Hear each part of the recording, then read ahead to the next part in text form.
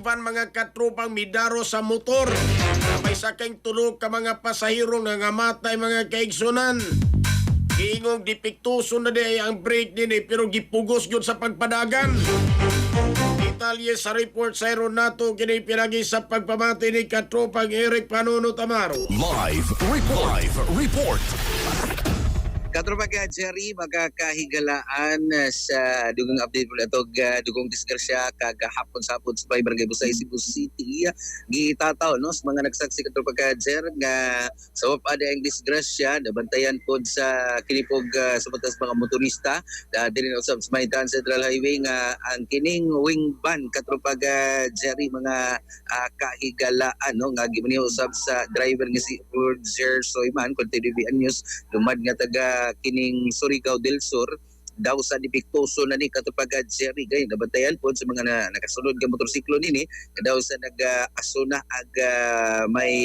ilawom nga bahin nini sa mutagid sa dapit sa may break katupag Jer mga igala ha gani doon na po yung mga nakasaksi nga ninabi po sa XFM Cebu Irida Poetry kaghapon na ganayon nga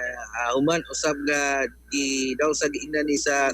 kinig concern motorist katupag Jer mga nagpakaban ng mga motorista po daw sa nag-asuna yung break nakahunong pa ni dito sa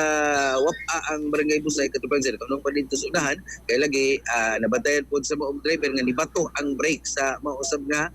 wing van katupang Jerry mga kahigalaan apan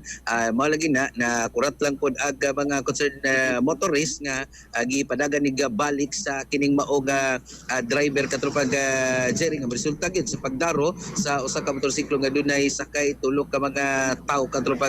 Jerry din kaghapon sa mga palundungon upat gyud no ka kinabuhi ang nakalas una mga nakalas katong nagsakay sa motorsiklo nga silang Jose Gakayan Jr. 26 anyos ka ipon mo ni driver sa motorsiklo katropa Jerry taga Barangay Babag Cebu City, Irenea Lopez 62 anyos taga Barangay Babag sa Butobag Jer o kini si Felix Vasquez 50 anyos nga aksidente usab sa mao nga kini nga barangay samtang patay itong driver po sa wing van nga si Roger Soyman katubang Jer samtang nakalinggawas ra no sa kini pong kamatayon ang iya pod nga truck boy nga si Jenner Bakre 53 anyos nga taga Pateros katropa Jerry mga higala kani usas mga nakasaksi po dahil susimo na hinabi sa XFM Cebu News Team nagkanayon nga sa ilang nabantayan nakadungog sila nga daw sa nagsagitsit na nagkakagot-kagot na ang sakinan samtang gi-maneuver usab sa kiniga driver na si Soyman unya wa lang ni mag kakuan katupang Jerry wa na ni ka maniobra sa pagsigig busina diha while mag kinibang sinyasan pagpanaplin aga kining mga kasugat ini kay lagi diyang gapit katupang Jer na po yung mga blind curve daw sa Snake Road niya dulhugon katupang Jer so matong gibaliobra na lang sa driver nga kinibang mapahunong unta pero diyang gapita porte na bagyong dulhugon na dili naman lang sa GY ang patag-patag katupang Jer so matong nga highball gyud og ni Daro sa kining gisakyan sa kining mga biktima tulog ka mga sakay sa motorsiklo nga dead on the spot katupang Jer ug kay namatay man ang kining driver pud sa kining wing van katupang Jer so mani ang mga biktima kuan na lang ni sumutag kabanay nila ato na lang nimo sandig sa civil liability possibly sa kining pog kumpanya nga nag-iya sa maong delivery wing van katupang Jer nga sa tuna sayran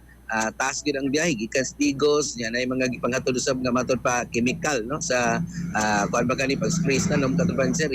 diin nga agi sa Trans Central Highway nya first time sa mong driver matod pa nya posibleng wa ni maswito katupang Jer sa daan sige na lang break ang gibaga aga break ni bato og kay lagi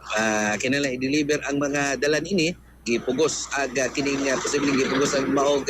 sakyanan sa pagpanagan ang resulta sa mong deadly nga disgrasya kagahapon sa hapon. So far katupang Jer man itong kasikas gikan sa kini pong Barangay Busay, Cebu City, kay disgrasya gahapon ni patag patay. Mga katropa para perming update lang si po makalikay tas disgrasya dapat inom tag kape, nya kape nga di mag kurat-kurat na to diha, di magpalipit dito kasing-kasing di ta nervyoson, kape nga Santo Plasco mix na. Humot nami sustansyado pa. Alang sa Gigisong Pilipino para sa Pilipino katropa, Eric Amaro, XFM News. XFM report.